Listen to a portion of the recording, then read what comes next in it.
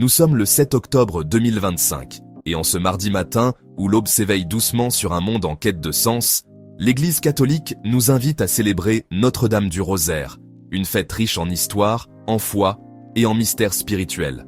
Instituée en 1571 par le pape Saint Pie XV, cette dévotion mariale commémore une victoire aussi spectaculaire que miraculeuse. La bataille de Lépante, où une coalition chrétienne, unie par la prière collective du chapelet, triompha contre une flotte ottomane bien plus puissante le 7 octobre de cette année-là.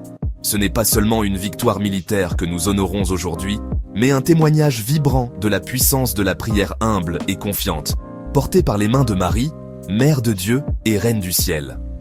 Plongeons ensemble dans cette histoire fascinante, explorons les mystères du rosaire, joyeux, douloureux, lumineux et glorieux, et laissons-nous inspirer par cet appel à la confiance en Marie pour affronter nos propres batailles intérieures.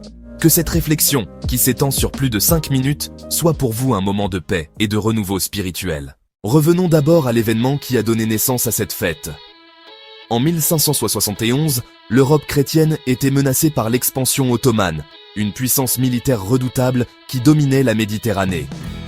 Le pape Pie V, un dominicain fervent, lança un appel à la prière universelle, encourageant les fidèles à réciter le rosaire pour implorer la protection divine. À Lépante, près des côtes grecques, la flotte chrétienne de la Sainte Ligue, commandée par Don Juan d'Autriche, affronta une armée ottomane numériquement supérieure. Contre toute attente, la victoire fut éclatante. Plus de 200 galères ottomanes furent détruites et des dizaines de milliers de soldats sauvés.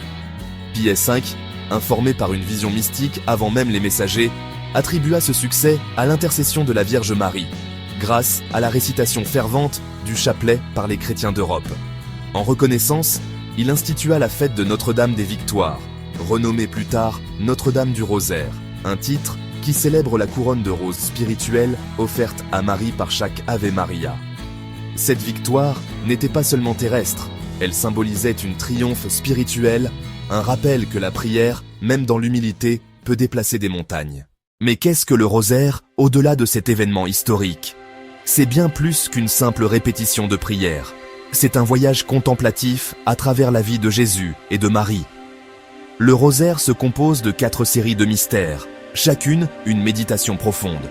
Les mystères joyeux, l'Annonciation, la Visitation, la Nativité, la présentation au temple et le recouvrement de Jésus au temple nous plongent dans les débuts lumineux de l'incarnation où l'amour divin s'incarne dans la simplicité d'une étable.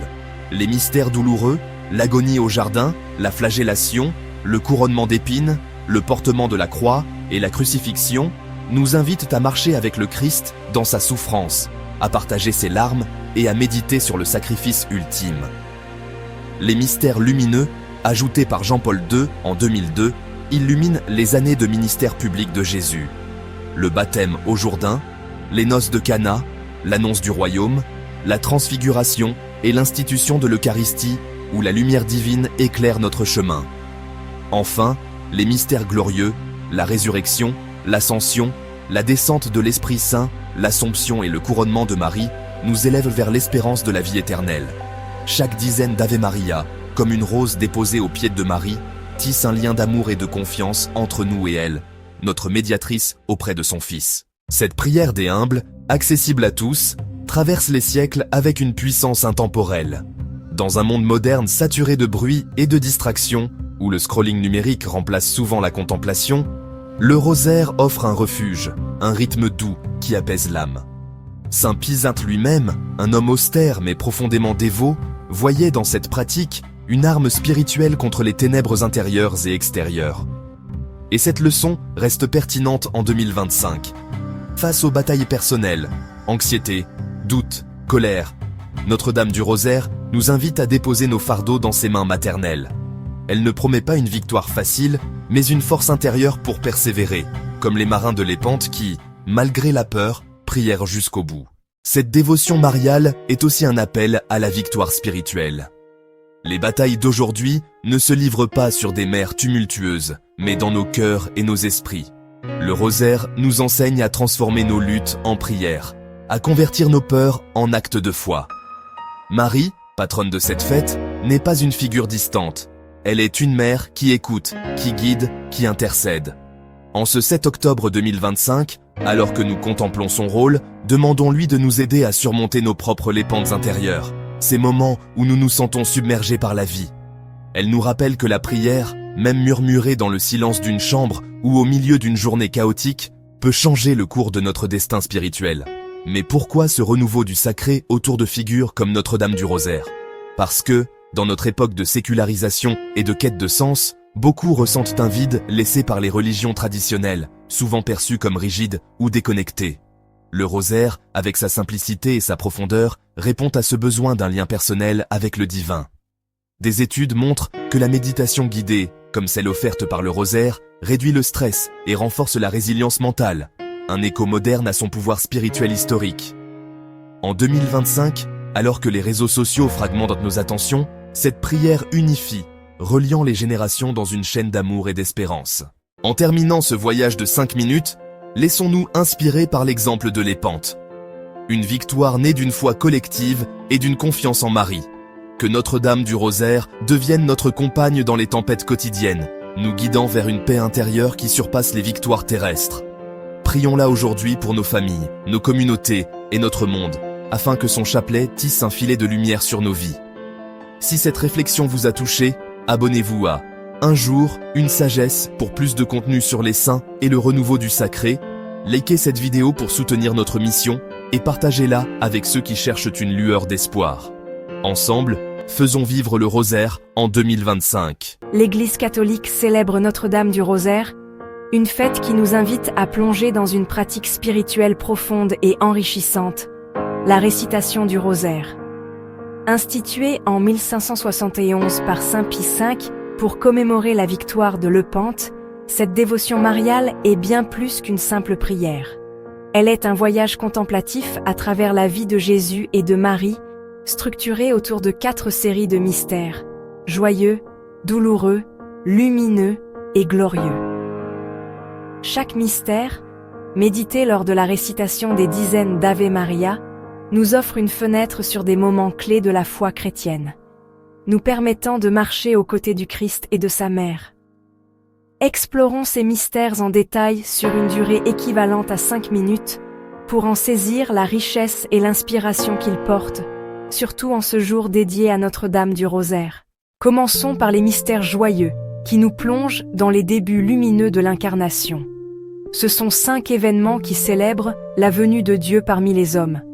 Premier mystère, l'Annonciation, où l'ange Gabriel annonce à Marie qu'elle portera le Fils de Dieu, Luc 1, 26-38. Cette scène de consentement humble, avec son fiat, incarne l'obéissance et la confiance totale. Deuxième mystère, la Visitation, où Marie, enceinte, rend visite à sa cousine Élisabeth, dont l'enfant, Jean-Baptiste, tressaille de joie, Luc 1, 39-56. Ce moment d'amour fraternel culmine avec le Magnificat, un chant de louange. Troisième mystère, la Nativité, la naissance de Jésus à Bethléem dans une étable, Luc 2, 1, 20, où la simplicité d'une mangeoire contraste avec la gloire des anges, annonçant la paix. Quatrième mystère, la présentation au temple, où Marie et Joseph consacrent Jésus selon la loi juive, Luc 2, 22, 38, rencontrant Siméon qui prophétise le destin du Sauveur. Enfin, cinquième mystère, le recouvrement de Jésus au temple, à 12 ans, où il est retrouvé parmi les docteurs, révélant sa mission divine. Luc 2, 41, 52. Ces mystères joyeux nous invitent à méditer sur l'amour, la joie et l'espérance qui naissent de l'Incarnation, un appel à accueillir Dieu dans notre quotidien avec la même humilité que Marie. Passons aux mystères douloureux, qui nous conduisent au cœur de la passion du Christ, un chemin de souffrance rédemptrice. Premier mystère, l'agonie au jardin de Gethsémani, où Jésus prie dans l'angoisse avant son arrestation, suant des gouttes de sang, Luc 22, 39, 46, nous enseignant la soumission à la volonté divine malgré la peur. Deuxième mystère, la flagellation, où Jésus est cruellement fouetté par ordre de Pilate, Jean 19, 1, un acte de violence qui préfigure son sacrifice. Troisième mystère, le couronnement d'épines, où les soldats se moquent de lui en le couronnant de ronces. Matthieu 27, 27, 31, symbolisant l'humiliation acceptée par amour. Quatrième mystère, le portement de la croix, où Jésus, épuisé, porte son instrument de mort jusqu'au calvaire, Jean 19 et 17, nous appelant à porter nos propres croix avec patience. Enfin, cinquième mystère, la crucifixion, où Jésus meurt pour nos péchés, Luc 23, 33, 46. Un acte d'amour ultime, où Marie, au pied de la croix, devient notre mère spirituelle. Ces mystères douloureux nous plongent dans la compassion et la gratitude, nous rappelant que la rédemption passe par la souffrance assumée. Viennent ensuite les mystères lumineux, introduits par Jean-Paul II en 2002 pour illuminer les années de ministère public de Jésus, souvent ignorés dans le rosaire traditionnel. Premier mystère, le baptême au Jourdain, où la voix de Dieu proclame Jésus comme son Fils bien-aimé, Matthieu 3, 13, 17, marquant le début de sa mission. Deuxième mystère, les noces de Cana, où Marie intercède pour que Jésus transforme l'eau en vin, Jean 2, 1, 11, révélant sa puissance divine et son écoute de sa mère. Troisième mystère, l'annonce du royaume de Dieu, où Jésus prêche la conversion et l'amour, Marc 1, 14, 15, fondant l'Évangile. Quatrième mystère, la transfiguration, où sa gloire divine éclate devant Pierre, Jacques et Jean, Luc 9, 28, 36, offrant une vision d'espérance. Enfin, cinquième mystère, l'institution de l'Eucharistie, où Jésus donne son corps et son sang lors de la dernière scène, Luc 22, 19, 20, établissant le sacrement central de la foi. Ces mystères lumineux nous guident vers une vie éclairée par la parole et l'amour de Dieu. Un appel à suivre Jésus dans notre mission quotidienne. Enfin, les mystères glorieux nous élèvent vers la victoire ultime de la résurrection et l'espérance éternelle. Premier mystère, la résurrection, où Jésus triomphe de la mort, Jean 20, 1, 18, ouvrant la voie à notre salut. Deuxième mystère, l'ascension, où il monte au ciel, promettant sa présence spirituelle, Actes 1, 6, 11. Troisième mystère, la descente de l'Esprit Saint, où les apôtres reçoivent force et courage à la Pentecôte, Actes 2, 1, 4. Quatrième mystère, l'Assomption, où Marie est élevée corps et âme au ciel, dogme de 1950, symbole de notre destin glorieux. Enfin, cinquième mystère, le couronnement de Marie, reine du ciel et de la terre, Apocalypse 12, 1, intercesseur éternel auprès de son Fils. En ce 7 octobre 2025, méditer ces mystères avec Notre-Dame du Rosaire est un acte de foi qui unit passé et présent. Que cette prière, comme à Lepante, nous guide vers la victoire sur nos propres ténèbres. Si cela vous inspire, abonnez-vous à Un jour, une sagesse pour plus de réflexions spirituelles. Alors que l'aube éclaire doucement ce mardi dédié à Notre-Dame du Rosaire, il est fascinant de remonter le temps jusqu'à la bataille de Lépante, un événement historique marquant qui a donné naissance à cette fête. Ce 7 octobre 1571, dans les eaux tumultueuses du golfe de Patras, près des côtes grecques, une coalition chrétienne affronta l'une des plus grandes flottes ottomanes de l'époque, dans un affrontement naval qui mêla stratégie militaire, foi ardente et intervention divine attribuée à la prière du chapelet. Cette bataille, connue pour son issue spectaculaire et son rôle dans l'histoire européenne, mérite une exploration détaillée sur une durée équivalente à 5 minutes.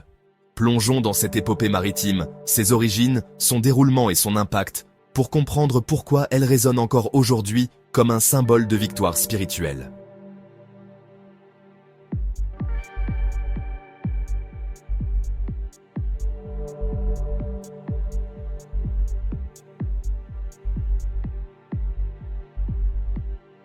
Tout commence avec la montée en puissance de l'Empire ottoman au XVIe siècle. Sous le règne du sultan Sélim II, les Ottomans dominaient la Méditerranée orientale, menaçant les côtes chrétiennes et les routes commerciales. En 1570, ils lancèrent une offensive contre Chypre, possession vénitienne, prenant Nicosie, puis assiégeant Famagouste. Cette agression alarma les puissances catholiques, notamment la République de Venise, dont l'économie dépendait du commerce maritime, et l'Espagne, sous Philippe II, fervent défenseur de la foi catholique. Le pape Pie V, un dominicain zélé, vit dans cette crise une menace spirituelle autant que politique. Convaincu que la prière pourrait influencer le cours des événements, il appela à une Ligue sainte et lança une campagne de récitation du rosaire à travers l'Europe. Ainsi naquit la Sainte Ligue, une coalition hétéroclite réunissant Venise, l'Espagne, les États pontificaux, Gênes et d'autres États italiens, sous le commandement de Don Juan d'Autriche, demi-frère de Philippe II, un jeune chef de 24 ans plein d'ardeur.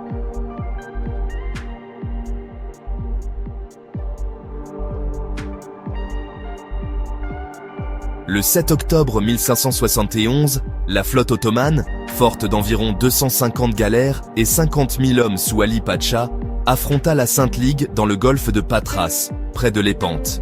Les Ottomans, confiants après leur succès récent, alignaient des navires équipés de canons et d'archers, soutenus par des janissaires d'élite. De leur côté, les chrétiens, avec environ 200 galères et 30 000 soldats, dont 7 000 esclaves chrétiens libérés pour combattre, mirent en avant une stratégie innovante. Des galères équipées de canons lourds sur le flanc, commandées par des amiraux comme Marc-Antonio Colonna et Sebastiano Venier.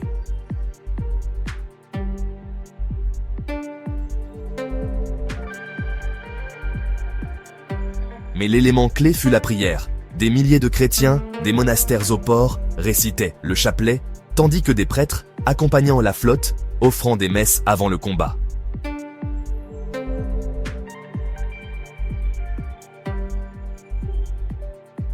Pivet, à Rome, reçut une vision de la victoire avant les messagers, renforçant la croyance en une intervention divine.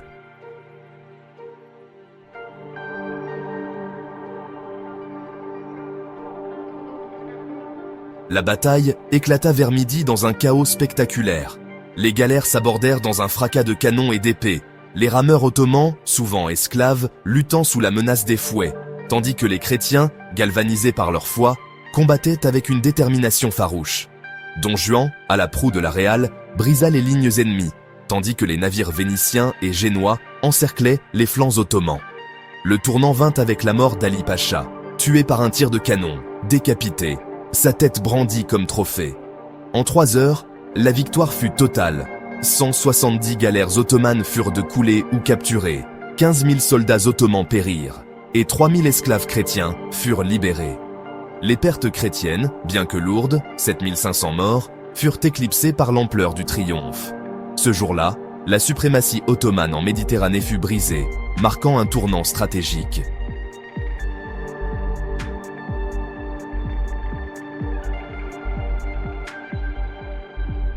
L'impact de Lépante fut immédiat et durable.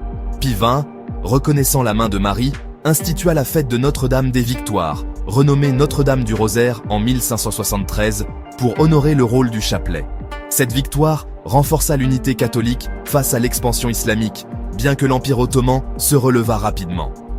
Sur le plan spirituel, elle devint un symbole de la puissance de la prière collective, une leçon que les chrétiens de 2025 peuvent méditer. Dans un monde de conflits modernes, la foi et l'unité restent des forces puissantes. Des chroniqueurs comme Cervantes, blessé à Lépante et futur auteur de Don Quichotte, témoignèrent de cet esprit héroïque, immortalisant la bataille dans la littérature.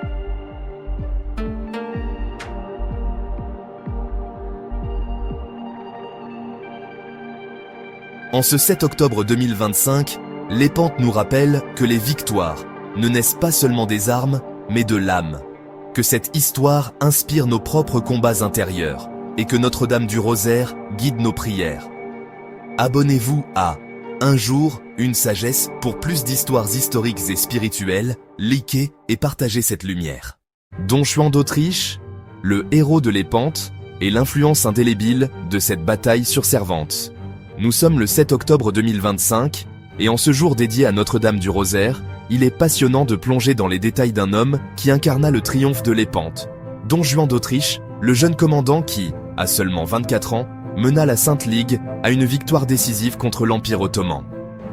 Né en 1547 à Bruxelles comme Juan de Austria, il était le fils illégitime de l'empereur Charles Quint et d'une dame de compagnie, Barbara Blomberg. Reconnu par son demi-frère Philippe II d'Espagne, Juan fut élevé dans le secret au monastère de Yuste, puis à Madrid, où il reçut une éducation militaire et diplomatique rigoureuse. Passionné par la mer et la stratégie, il se distingua tôt comme officier naval, commandant des galères espagnoles dans la Méditerranée. En 1571, Philippe II le nomma amiral de la Sainte Ligue, une coalition improbable forgée par le pape Pie V, unissant Venise, Gênes, l'Espagne et les États pontificaux contre la menace ottomane qui étouffait les routes commerciales et menaçait Rome elle-même.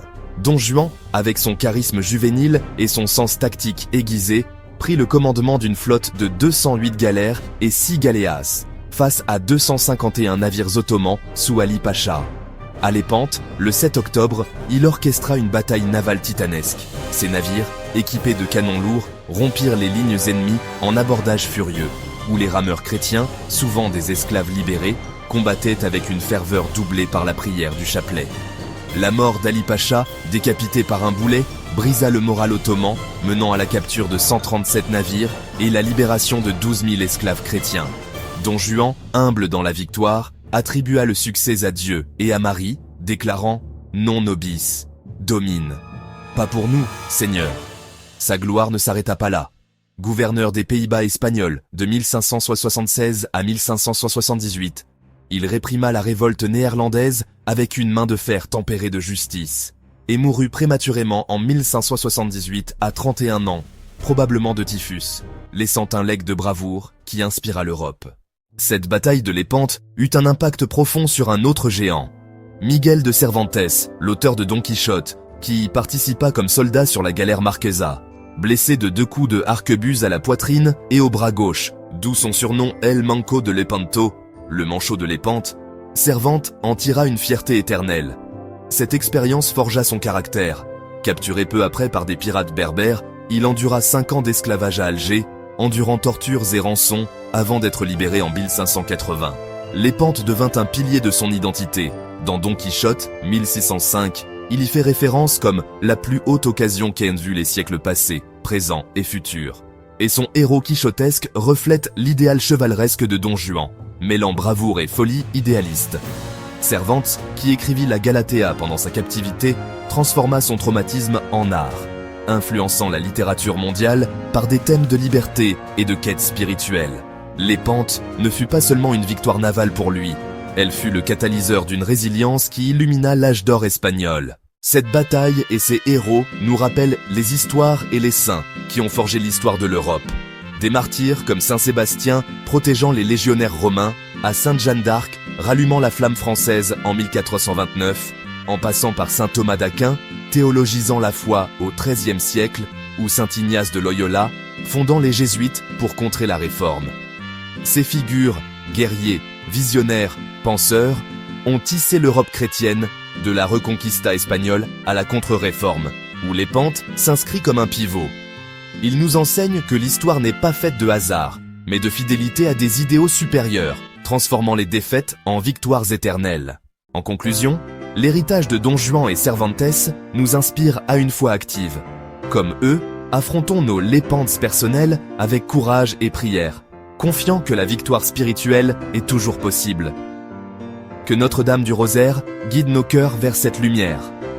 Sur cette chaîne, on ne parle pas que de chrétienté et de protestantisme, on explore tous les cultes, du shintoïsme aux traditions animistes, de l'athéisme humaniste au bouddhisme, pour un dialogue ouvert sur le sacré universel. Abonnez-vous pour plonger dans ces mondes, likez si cela vous touche et commentez vos réflexions.